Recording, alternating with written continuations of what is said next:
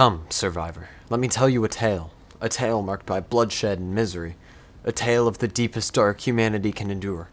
This tale, survivor, will change you.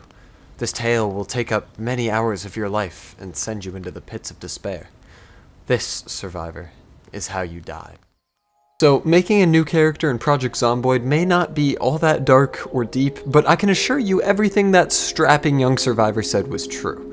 This game is an utter masterpiece, and I'm here to show you why. So hello everyone, my name is Shmenty, and this is my tribute to Project Zomboid. There are so many reasons this game is my favorite zombie survival game. From the shallow perspective of normal people, there's not a lot to look at. It's basically a top-down simulator with wonky graphics and what seems to be an overcomplicated UI. But when you break through the somewhat unappealing epidermis of the game, you find that inside is one of the most beautifully crafted experiences you can have in video games. 10 years ago, a little studio called IndieStone dropped this masterpiece on Steam. It didn't get much attention, but recently its player count has shot through the roof. In November of 2021, it was getting an average of 7,000 daily players, and at the same time in 2022, it was getting 48,000.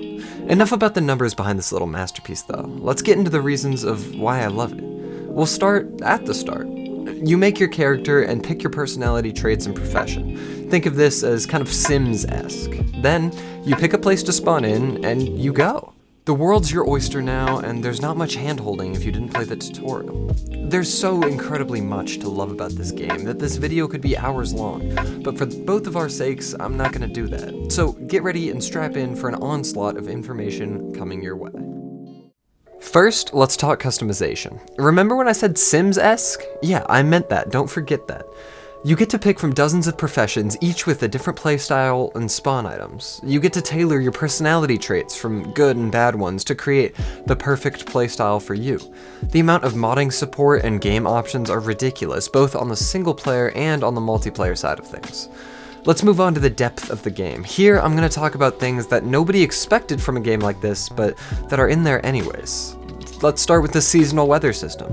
Not only is the zombie apocalypse hard to survive when it's a nice breezy 70 degrees, partly cloudy and sunny, but it's also pretty difficult when it's 10 degrees in a blizzard and you're running low on firewood. Think of this seasons changing in a similar way to Stardew Valley if you can't get your finger on it.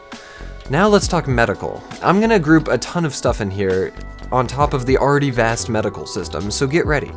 For starters, every part of your body can be injured in different ways, much like something like Escape from Tarkov. You can have glass in your feet and be bleeding out there with a bite on your throat and a bleeding and infected arm, all requiring different medical treatment that the player has to actually go find in the different hospitals, homes, fire stations, etc. around the world.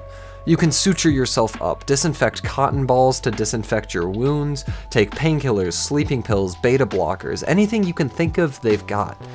Then there's your character's needs. Don't sleep for a while? Start to get the drowsy debuff and lose accuracy in your attacks. Don't eat or drink? Get starving or dehydrated. Food, water, and sleep are the main three needs for your character, and each of those can branch into many different debuffs. There's also tabs on the character screen that let you monitor the amount of protection on different body parts, as well as the temperature of those body parts. You want to live in a fire station but don't want zombies walking up the stairs? You can destroy the stairs, create a sheet rope to climb, and live on the second floor. Want to move out into the middle of the woods and build a log cabin? You can do that too, you just need the supplies. Everything from electronics to weapons to survival tools you can make. The skills in this game are quite vast as well, from foraging for sticks and stones to mechanic work to fix your car's broken suspension. This game's got it all. And now for the cherry on top. If you die, that's it for all those skills you just learned.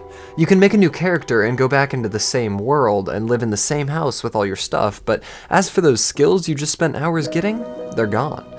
Now me personally, I'm absolutely horrible at the game, so I choose to use a mod called Death Is Not the End to be able to kill my zombified body and take a token back to gain those skills back, but the majority of players do not.